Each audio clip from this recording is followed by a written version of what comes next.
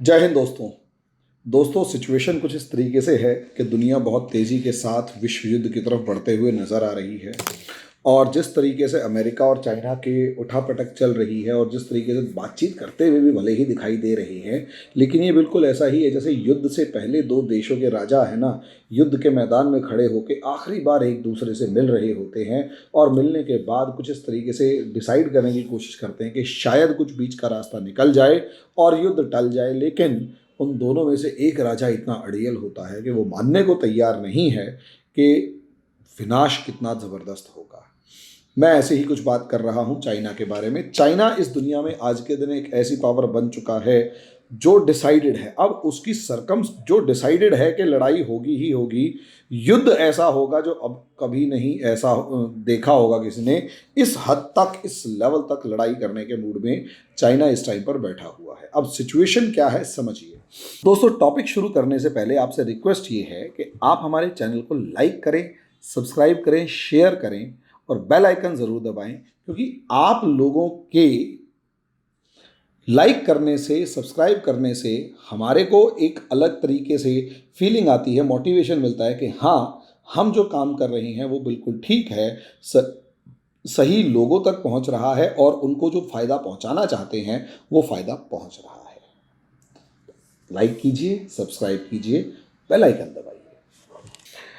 असलियत में ये दुनिया जो है वो एक राइजिंग सुपर पावर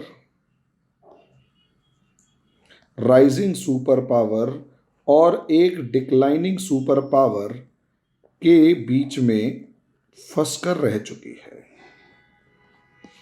एक उभरती हुई शक्ति और दूसरी गिरती हुई शक्ति, एक राइजिंग सुपर पावर और एक डिक्लाइनिंग सुपर पावर, इन दो सुपर पावर्स के बीच में दुनिया फंसकर रह चुकी है। एक तरफ चाइना है और दूसरी तरफ अमेरिका है। अब प्रॉब्लम दोनों के बीच में सबसे बड़ी ये है कि चाइना एक कम्युनिस्ट रजीम को मानता है। कम्युनिस्ट रजीम का मतलब ये है कि वहाँ पर नो रोल ऑफ अपोजिशन। असलियत में आप कैसे रहते हैं इस चीज़ पर डिपेंड करेगा कि आपके पास यहाँ विरोध का सुर उठाने का कोई ऑप्शन नहीं है। यहाँ पर वन पार्टी रूल जो है वो जो डिसाइड करेगा वही ठीक है, और इसके लिए नो एथिक्स और नो वैल्यूज़ कुछ नहीं होती। नो वैल्यूज़, ये ना तो किसी एथिक्स को मानता ना ही किसी वैल्यूज़ को मानता। इसे सिर्फ और सिर्फ एक चीज़ से मतलब है, रूल, कि मेरी सत्ता है और मेरे सामने सब झुकेंगे। जो मैं कह रहा हूँ वो ठीक है, जो मैं कर रहा हूँ वो ठीक है। मैं आपको अपलिफ्टमेंट की गारंटी देता हूँ, ये रूल है। यहाँ समस्या को समझिए कि कम्युनिस्ट रूल कहता है मैं आपको अपलिफ्टमेंट की गारंटी देता हूँ, but do not dare to speak anything. कुछ बोलने की हिम्मत मत करना, कुछ बोलना मत। यही कुछ सिचुएशन कम्युनिस्ट रूल के साथ होती है।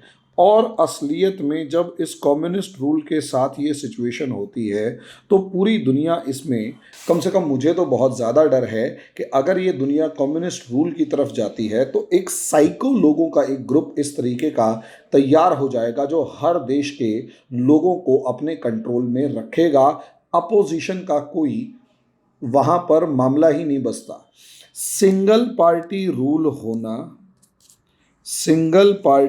होना और सिंगल पार्टी रूल की जगह पर सिंगल पार्टी विद अपोजिशन होना, दोनों में बहुत ज़्यादा अंतर है। हालांकि अब यहाँ पर अगर आप देखेंगे, इंडिया के अंदर सिंगल पार्टी रूल की तरफ हम धीरे धीरे बढ़ रहे हैं, लेकिन अपोजिशन जो है अभी भी प्रेजेंट है। छोटी छोटी जगह पर सही, कमज़ोर सही, लेकिन प्रेजेंट है। अपने आप को भले ही वो यूनाइट नहीं कर पा रहा, अपने आप को भले ही वो ताकतवर नहीं बना पा रहा, या यूं कहें कि सिंगल पार्टी से लड़ने की उसके अंदर अभी हिम्मत नहीं है, या लोगों का उस पर भरोसा नहीं है इंडिया में, लेकिन अपोजिशन है। केजरीवाल है, कांग्रेस है, केजरीवाल है, अकाली दल है, छोटे छोटे अपना दल से लेकर बहुत सारे ऐसी पार्टियां हैं जो कि बीजेपी के साथ हैं या विरोध में हैं, लेकिन हैं। कम्युनिस्ट रूल में तो है ही नहीं। वहाँ तो कल्चरल रेवोल्यूशन शुरू किया गया और दोस्तों कल्चरल रेवोल्यूशन शुरू करने के बाद यानी कि सांस्कृतिक क्रांति शुरू की गई, और इस सांस्कृतिक क्रांति के बाद आप यकीन मानिए जितनी भी अपोजिशन लीडर्स थे, जो भी कम्युनिस्ट रूल के अगेंस्ट अपने आप को डोमिनेट या अपनी बात रखने की हिम्मत रखते थे, या तो उन लोगों को गांव भेज दिया गया या फिर मार डाला गया।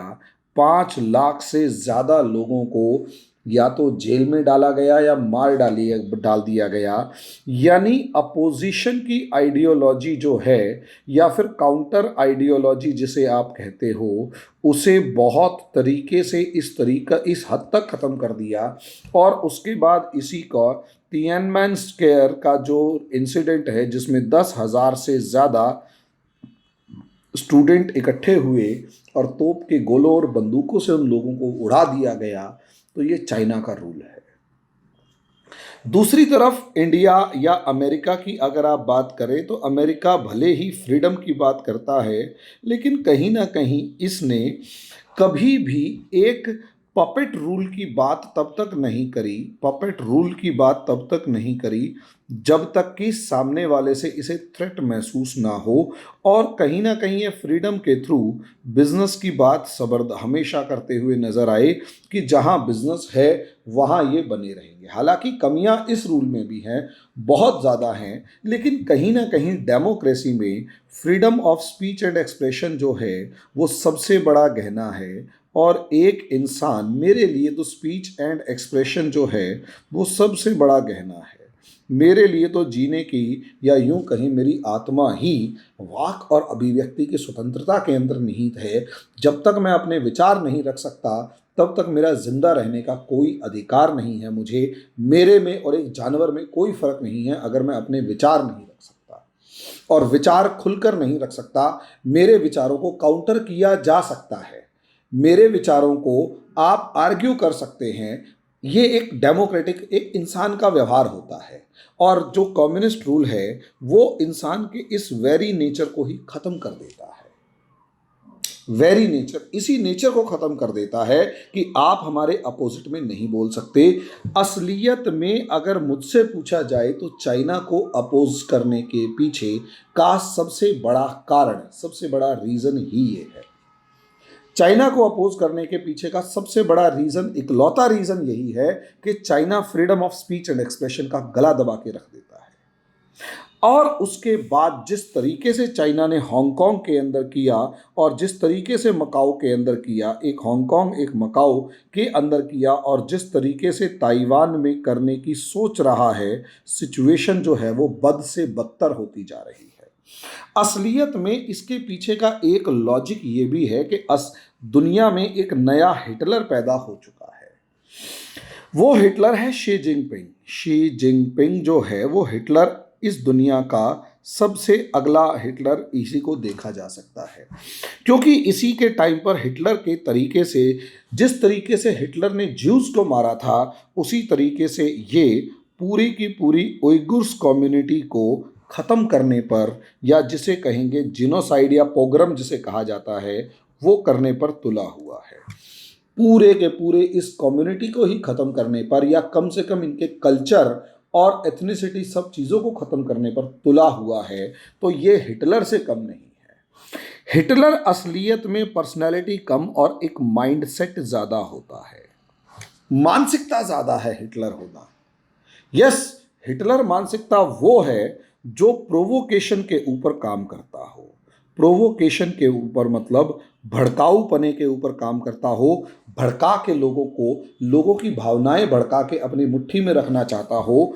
और सबसे बड़ी बात, वो माइंडसेट ऐसा हो कि अपना नाम, अपनी नेम और अपनी फेम इस लेवल तक रखना चाहता हो कि उससे बड़ा उस देश में कोई ना हो। और उसके लिए जानबूझकर एक दुश्मन खड़ा करने की नियति, दुश्मन खड़ा करने की आदत। हिटलर ने अपना डोमिनेंस बनाए रखने के लिए जूस को अपना दुश्मन डिक्लेयर किया और दुश्मन की तरह पेश किया।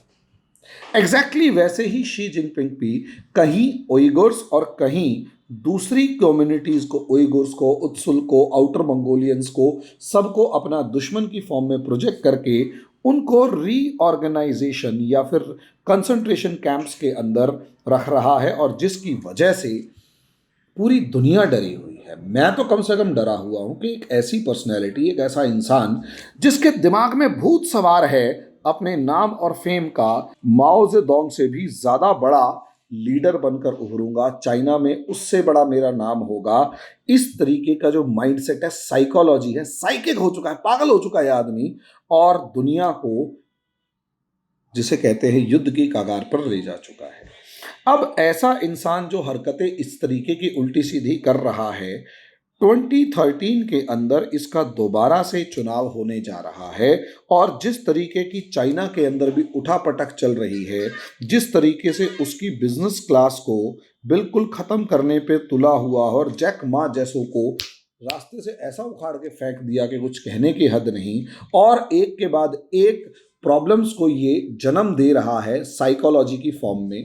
एक के बाद एक प्रॉब्लम्स, यानी एक प्रॉब्लम खड़ी हो रही है, उसको काउंटर करने के लिए जो कदम उठाया गया उससे दूसरी प्रॉब्लम खड़ी हो रही है। वैसी कुछ सिचुएशंस चाइना के अंदर चल रही है। यानी एक ऐसी पर्सनैलिटी जो कि बिल्कुल साइको है, पूरी ताकत से सब चीजों के ऊपर कंट्रोल करना चाहती है, वो उसके सामने लगातार डिसास्टर, मतलब लगातार प्रॉब्लम्स आ रही हैं, तो वो ऐसा इंसान हमेशा एक खेल खेलता है, और वो खेल है नेशनलिज्म का। और इस नेशनलिज्म के अंदर ये सूडो एनिमी डेवलप करता है, सूडो एनिमी डेवलप करेगा, यानी एक नकली या एक ऐसा एक दुश्मन बनाएगा जो वास्तव में दुश्मन नहीं है, लेकिन उस इंसान को दुश्मन की तरह प्रोजेक्ट किया जाएगा। और जब वो सूडो एनिमी आकर खड़ा होगा तो उसके साथ वॉर किया जाएगा, और दुनिया का ध्यान डिस्ट्रैक्ट, मतलब अपने देशों को डिस्ट्रैक्ट किया जाएगा, यानी डिस्ट्रैक्शन होगा।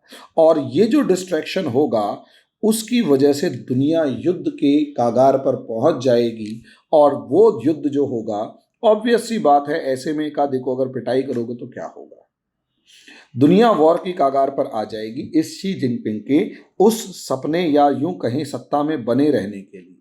क्योंकि चाइना में एक समस्या और है ना, जब भी नया रूल आता है तो वो पिछले रूल और अपने अपोनेंट्स सबको लाइन वाइज खत्म करता हुआ नजर आता है।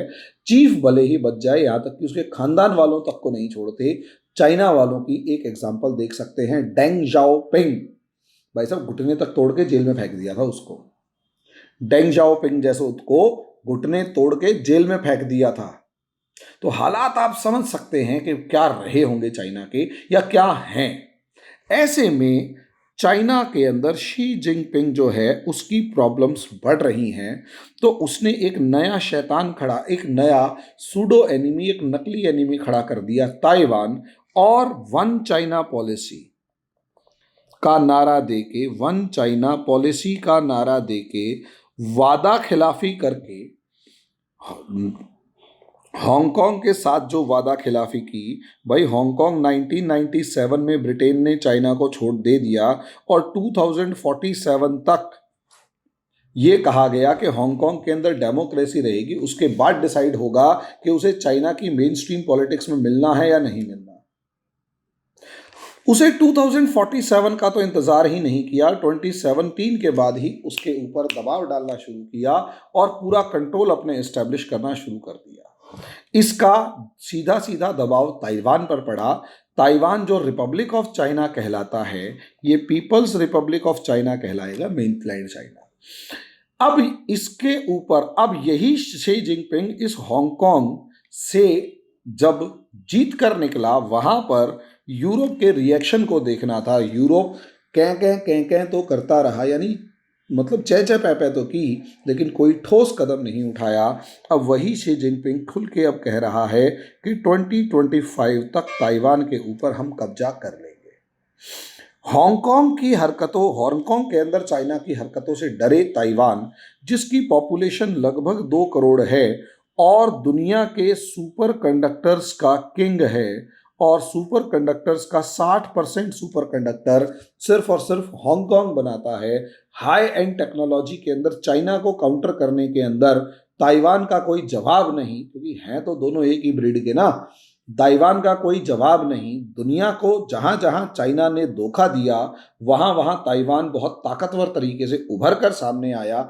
उस लेवल का एक कंट्री चाइना इसे निगल जाना चाहता है और बार बार ये कह रहा है कि ये वन चाइना पॉलिसी जो है इसे दुनिया अगर मानती है ठीक है, वरना दुनिया को मैं नज़ारे चखाऊंगा और उसके साथ साथ साउथ चाइना सी के अंदर डोमिनेंस। अब ये सारी स्टेप्स अगर चाइना की इकट्ठी हो जाती हैं तो यकीन मानिए आज ये सारे के सारे स्टेप्स में शी जिनपिंग कामयाब हो जाता है तो चाइना में ये भगवान के रूप में, माओ जेडोंग से भी ऊपर भगवान के रूप में ये स्थापित हो जाएगा। और कोई भी नेता जब अपनी सफलता के चरम पर पहुंच जाता है तो वो इस तरीके के सपने अक्सर देखा करता है। यस, कोई भी नेता जब इस लेवल पर पहुंच जाए तो अपने आप को भगवान बनने के सपने देखते हुए वो मतलब मामला उसका आगे बढ़ चुका होता है। ऐसा ही कुछ चाइना के पास है। ऐसी सिचुएशन में दुनिया क्या करेगी वो सोचकर देखिए।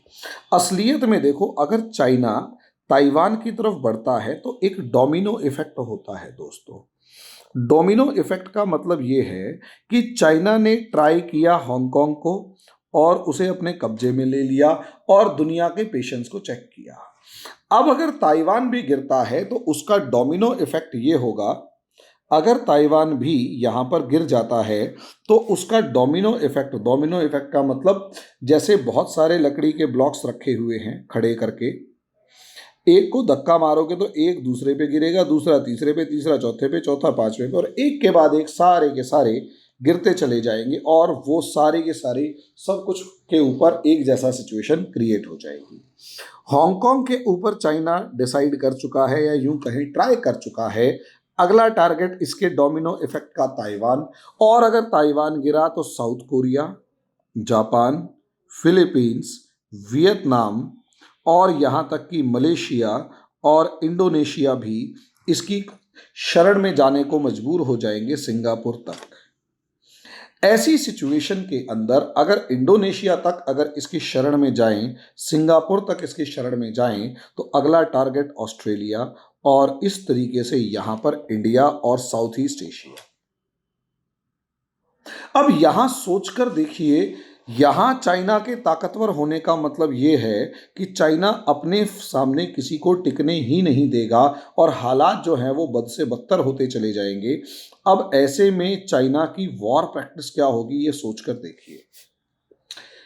चाइना को पता है, चाइना के इन दुश्मनों को उठाकर देखा जाए या चाइना के पड़ोसियों को उठाकर देखा जाए तो एक अलग सिनारियो नजर आता है। वहां से चाइना का पॉसिबल दिसंबर प्लान जो है वो आपको दिखाई देगा।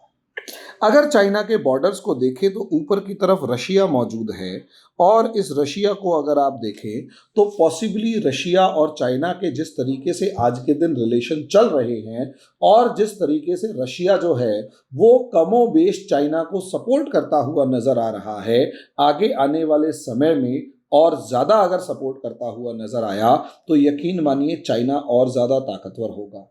हालांकि रशिया को रोकने के लिए यूक्रेन और बेलारूस में उलझाया हुआ है, लेकिन फिर भी रशिया की तरफ से चाइना का बॉर्डर शांत है।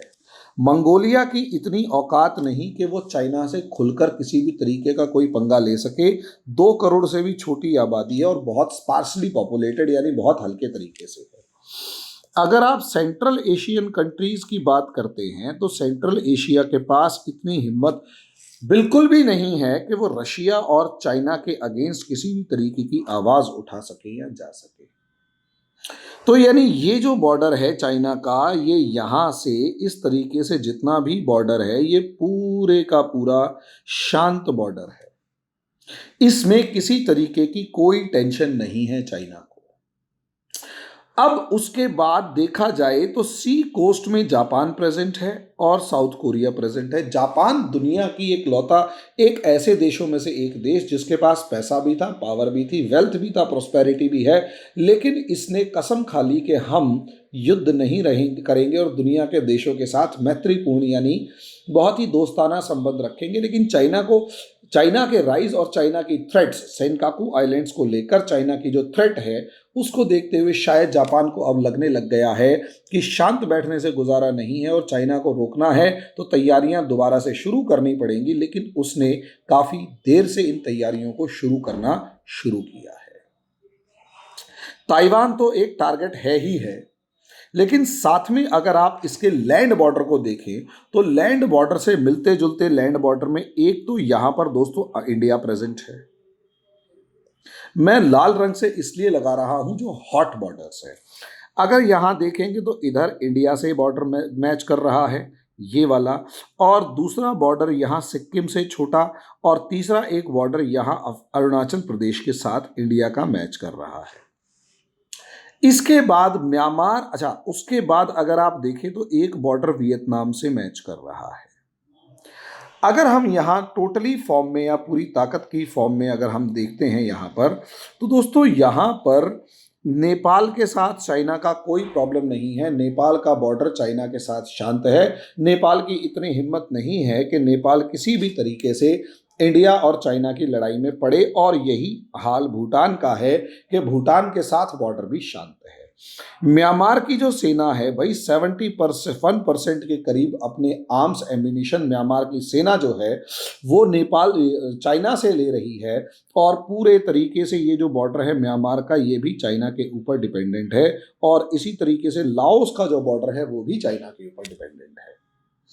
यानी जहां जहां मैंने नीली लाइन खींची है वो बिल्कुल शांत बॉर्डर है, वहां प्रॉब्लम चाइना को होने वाली नहीं है। अब बॉर्डर डिस्कशन करते हैं इंडिया के साथ। अब अगर आप इंडिया के साथ बॉर्डर का डिस्कशन यहां पर करते हैं ना दोस्तों, तो आपको खुद ही समझ में आ जाएगा कि असलियत में यहां जो दो बॉर्डर्स हैं, ये जो बॉर्डर है सिक्किम का बॉर्डर है और अरुणाचल प्रदेश का बॉर्डर है। इन तीन बॉर्डर्स में से यहां पर ये हाई एल्टीट्यूड है, यानी हाई एल्टीट्यूड यानी बहुत ज्यादा ऊंचाई है, और टफ टेरेन है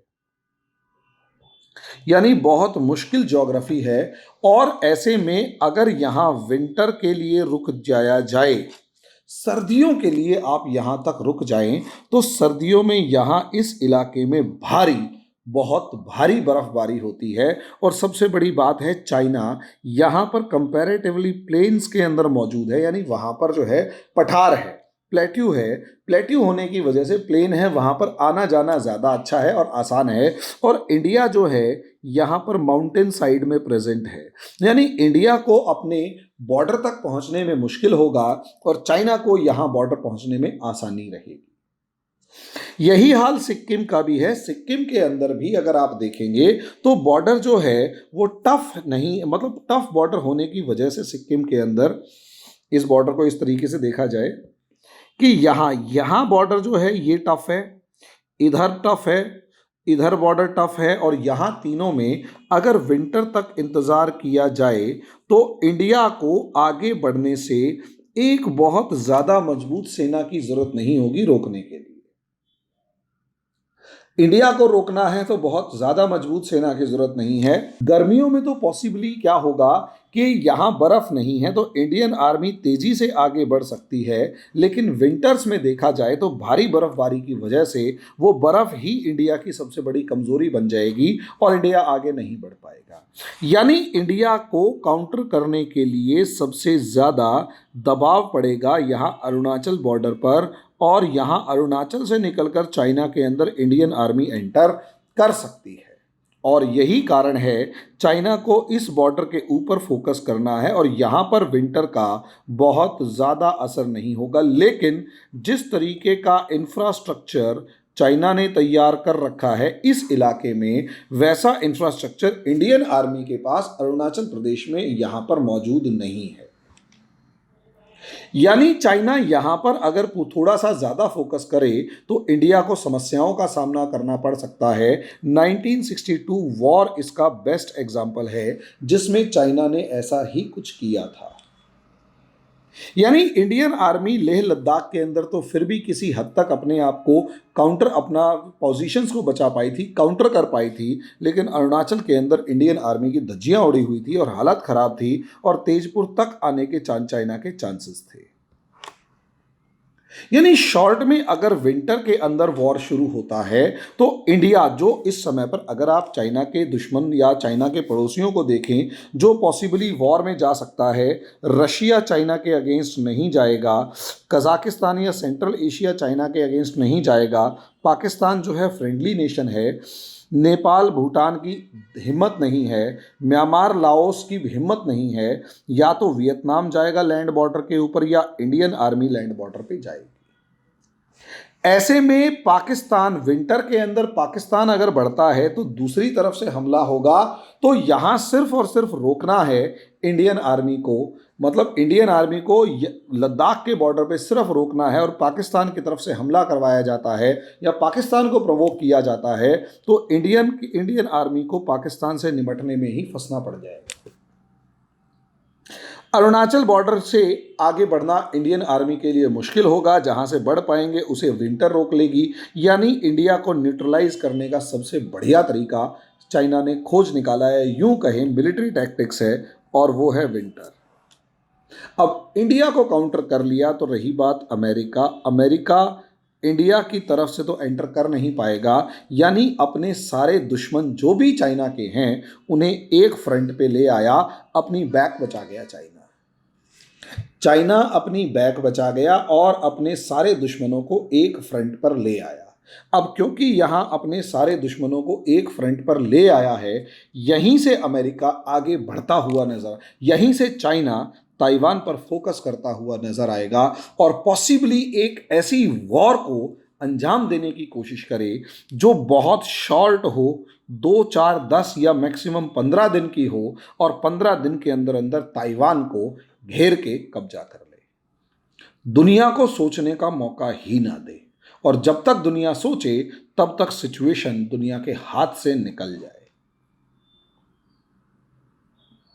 इंडिया अपने आप को तो बचाने की पोजीशन में है, इंडिया अपने आप को बचाने की पोजीशन में तो है, लेकिन हमले को रोक पाने की पोजीशन में नहीं है, मतलब हमला करके आगे बढ़ने की पोजीशन में नहीं है। अपने आप को इंडिया बचा जाएगा, बहुत कैपेबल है, बहुत ताकतवर है, बहुत कैपेबल है, मजबूती के साथ खड़ा हुआ है इंडियन आर्मी, लेकिन नेचर के अगेंस्ट जाकर बर्फबारी में इंडियन आर्मी कितनी कामयाब हो पाएगी इसके, और इंडियन आर्मी आगे बढ़ने में कितना कामयाब हो पाएगी इसके ऊपर सवालिया निशान है।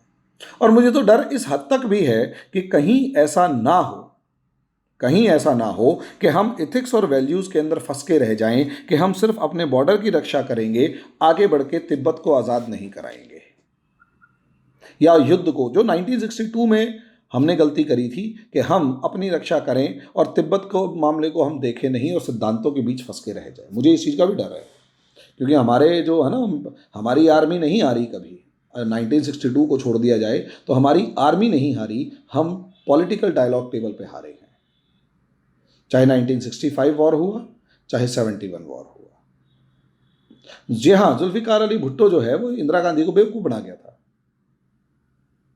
और ताशकंद समझौते के अंदर भी हम ही किसी हद तक, लाहौर हमारे हाथ में था, कराची के सर पे हमारी सेनाएं बैठी हुई थी, फिर भी हमारे को प्रॉब्लम्स फेस होनी पड़ी। तो ये जो सिचुएशन है इसे समझिए, और हालात जो हैं वो सर्दियों के अंदर ठंड बढ़ाने वाले और कपकपाने वाले हैं। प्रोवोकेशन अपने पीक पर है और यहाँ बारूद इकट्ठा हो चुका है, चिंगारी कब लग जाए पता नहीं, और दिसंबर कैसा जाएगा ये भी नहीं पता, बाकी समय बताएगा। अभी के लिए इतना ही, धन्यवाद।